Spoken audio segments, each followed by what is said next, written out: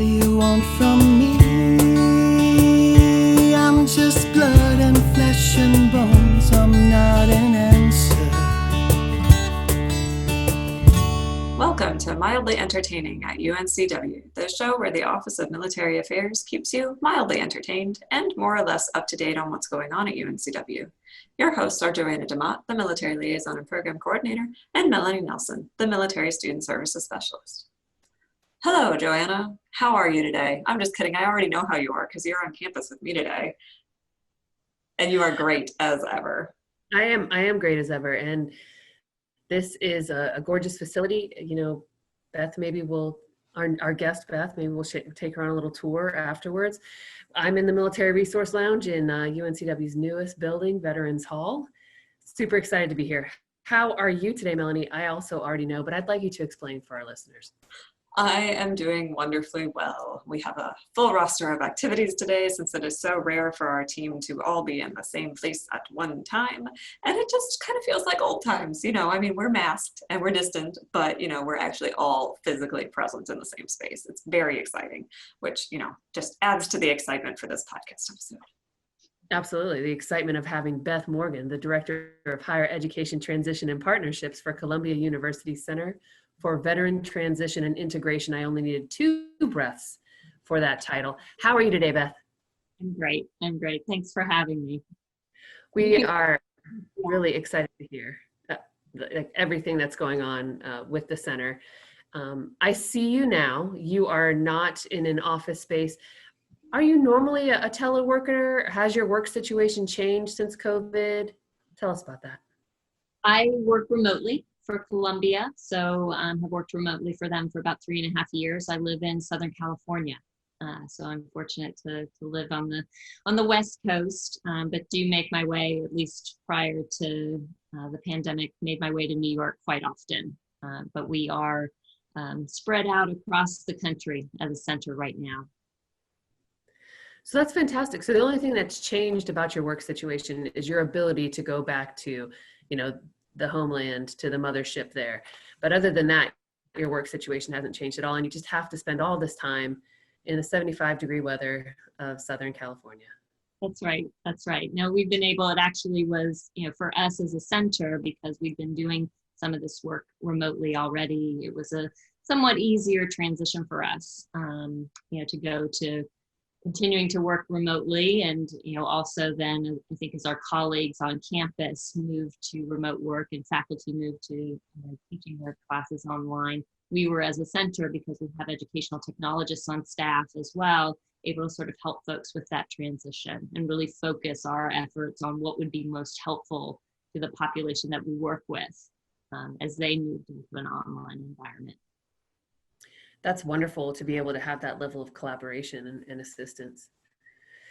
I'm going to turn you over to Melanie for a little bit. She's got some really great questions for you as well. Yes, and of course, my questions are all going to be about those educational technologies and how they I'm just kidding. We're not talking about that. First thing we're going to talk about is what are you snacking on these days? So you are a longtime work from home, remote work person.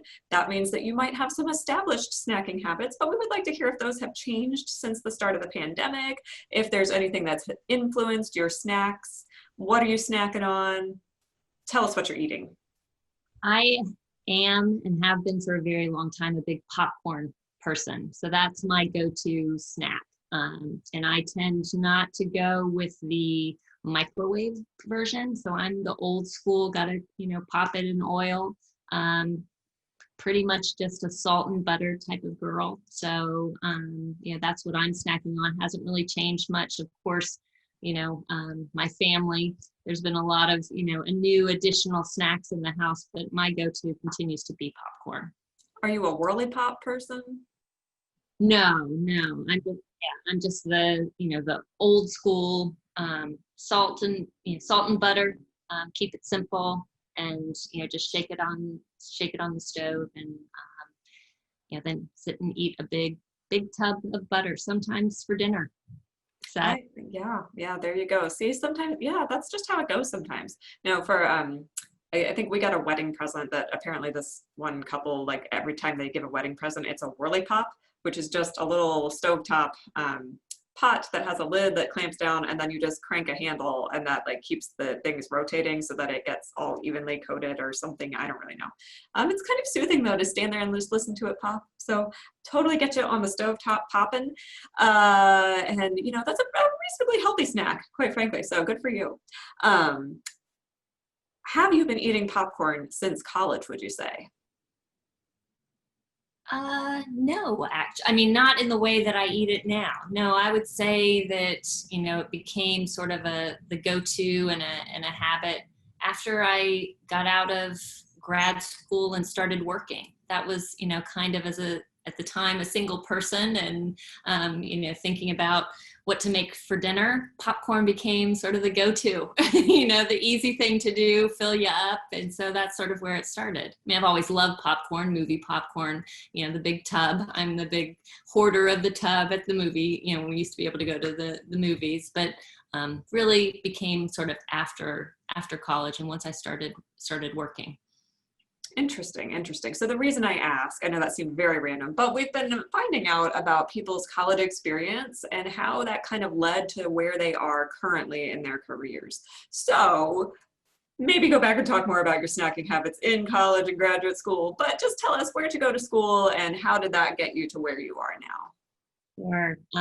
It's a long path to get me to here where I am today, but I went to the University of Virginia. That's where I did my undergraduate and was a foreign affairs major. So my first job out of college was working for the Central Intelligence Agency. So I was a government worker, you know, worked for them. And then, you know, decided that I wasn't sure if that was the right, you know, fit. So I took a leave of absence and actually got into working for an organization called Close Up, which brings high school kids to Washington, D.C., and they learn about politics and government by, you know, experiencing it in the city. So I was an instructor for them, and that's sort of where my focus in education, you know, came in. Decided then to go back to graduate school and went to Stanford University and got a master's in administration and policy analysis, and I focused in higher education. And so my two main focuses were student affairs and then athletic academic advising. So out of graduate school, took several, you know, jobs in my career, mostly on the student affairs side at Colgate and at Princeton, and then made my way to California to work at the University of Southern California, where I did some academic advising for athletics. And then a couple of other jobs in between there related to the entertainment industry, and then heard about an opportunity to work for the Marine Corps. They were developing a program called the Leadership Scholar Program, and it was to help active duty service members, active duty Marines, gain admission to college. And so that was sort of a nice combination. I'm the daughter of a Marine, so that was a nice combination of who I felt I was as a person, and then also, you know, what I had done, you know, in the space in student affairs. And so was with the Marine Corps running that program for about 5 years. Also worked after that for a nonprofit called Service to School as their executive director. And then got the opportunity to come to Columbia. They were building this Center for Veteran Transition and Integration. Columbia had been a partner school of LSP when I worked for the Marine Corps. So I knew the folks, you know, involved and felt strongly about what they were trying to do. And so that's brought me to here today. So not a straight path at all when you think of, you know, foreign affairs, traveling, all of that, to, you know, working with student veterans. But I know every job I have has gotten me to, you know, here today. And that is why we ask that question, right? We always love to hear how people wound up where they are. And what's interesting is, you know, a lot of times people have this sort of misconception about people who work in military affairs that you have to have been a service member yourself, or you have to have been somehow otherwise connected to the military for a really long time in order to be valuable to the community. But obviously all the experience that you're able to bring from growing up with a Marine for a dad, solidarity, to, working for the CIA, all those other work experiences when you advise student veterans or when you're developing programming to advise them, you can bring all of that into it. And you can be like, oh, so you're interested in this, let me connect you to that. And what I also love about hearing your story is that how many times you were creating your next opportunity without even realizing it.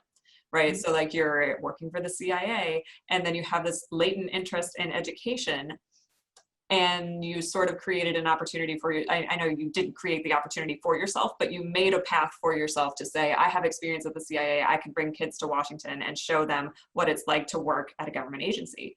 And then from there, just, bits and pieces here and there, like, oops, they were a partner school and now there's a job opportunity and now I get to work for Columbia University, even though I work in California. That is really a neat story. So thank you for taking us on that journey from your microwave popcorn days all the way up to the healthy popcorn days. Happy to hear about it. I'm going to hand you back over to Joanna to ask a few questions about your current line of work. I'm just going to ask a question out of curiosity. How did you end up in Southern California? I took a job at USC, University of Southern California. Oh, okay. I got Princeton, got a job and came to the. And who would want to leave Southern California? It's amazing. What do you think your favorite part of your current position is? Well, a couple of things that I've been able to do over the last couple of years that have really sort of stretched me professionally. Part of the work that we do at the center is to create programming and resources for transitioning service members and veterans wherever they are and wherever they intend to go. So the center, while we're based at Columbia, we're external facing. So we actually do a lot of our work with those folks that aren't on the Columbia campus. And one of the things that we were able to do is build a program called Attaining Higher Education, which is really about helping those service members that are thinking of going to a 2-year or 4-year college transition and give them the steps that they need to take. That was something that was completely outside of the box of anything that I had ever done. You talk about how all the jobs are stepping stones. Well, I'd never built a course, curriculum, been a quote, instructor outside of doing workshops and things on a smaller scale. So this was, something that was really new for me and exciting for me. So that's something that in everything that I've done thus far, that was something that was really impactful and important and stretched me in ways that I never thought I could be stretched. And then, on a day-to-day basis, attached to this course, Attaining Higher Ed, there's an opportunity for folks that get involved with the resource to get some peer coaching, peer mentoring. That's always been really important to me, that day-to-day, interaction with that active duty service member, or veteran who's at a community college, sort of having conversations with them, helping them navigate their next steps. Those are some of the, the most rewarding and important pieces, of my job. That's a lot of really amazing stuff. And I have logged on to a few of those courses just to play around, and they're really rather good. What do you think are some misconceptions about what you guys do at the center? Well, I think initially, the misconception is because we're the Center for Veteran Transition Integration at Columbia University, people think of us as more of a traditional veteran center, office, a place where the students on campus go, to get resolution for, VA benefits or whatever, they might need. And so again, I think, part of what we've done over the last 3.5 years is really created opportunities for outreach and awareness to showcase that we're here for everyone. Certainly when there's somebody who's transitioning to higher education is interested in Columbia, maybe applying to Columbia, we can help them, with that. But we also are really about getting them to a right fit college. And that may be Columbia, but in some situations it may be UNCW, or an institution out here in California. So, that's probably one of the biggest things, is just making people aware that we are here for all transitioning service members and veterans. And we want to help them get to, through, and beyond college. So we've tried to, over the last 3.5 years, create programming that can help them at whatever stage of transition they're in. So if they are applying, to college, it's that 2 of attaining higher ed. If it's, if they're already in college or in community college and need some academic support. We've got sort of the through piece of our University Studies for Student Veteran course and resources. And then as they're thinking about what's coming after, it's that find your calling. What is that meaningful career going to look like for you? So, again, just trying to make sure that people understand that we're here at Columbia, but we want to help folks wherever they want to go and however they want to get to that next step after transition. Excellent. So this can be work related or personal. Do you have an interest that you would consider a passion, something that you're really passionate about? We had a guest tell us about surfing lessons that she was taking. We've also had people who are just really into customer service. Is there something that you would consider a passion? For me, living in California, as you can imagine with the weather, it's very easy to, be active. And, I would say for myself and for my family, it's really about taking advantage of, the outdoors. And, we're big hikers and, walkers and going to the beach. So, my passion is just sort of being active and taking advantage of, the earth as we have it and just enjoying that. That's wonderful. I would hate to hear you say that you love staying inside and crafting when you have such a beautiful, beautiful amount of scenery and wonderful things to do there in Southern California. It's been hard, as we went through, all of this to try to, when we had to sort of lock ourselves in because we are an outside family, getting outdoors. And of course, we've been dealing lately with some of we're not near any of the fires, but the smoke obviously has been something that has caused us to have to think about going outside. So, but we're getting back out there. I'm so glad to hear that. That would be, we lived in Oceanside for about 4 years. And when the wildfires came through, it was just devastating because we were outside all the time. I think we spent more time outside than we did inside if you didn't count sleeping. But that's really wonderful to hear. Is there anything else you'd like our listeners to know? Any upcoming events or changes in your services or anything that you provide?